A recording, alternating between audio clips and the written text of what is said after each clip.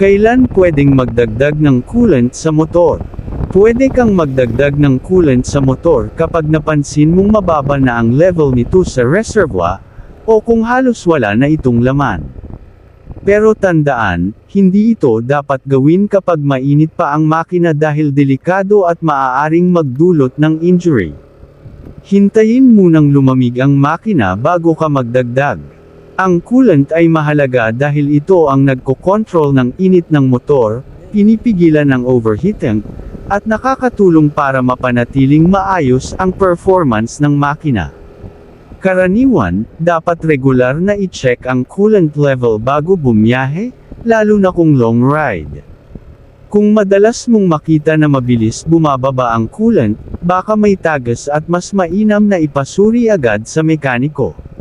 Sa madaling salita, magdagdag ng coolant kapag mababa na ang level at laging siguraduhin na malamig na ang makina bago gawin ito, para iwas aberya at mas ligtas ang biyahe.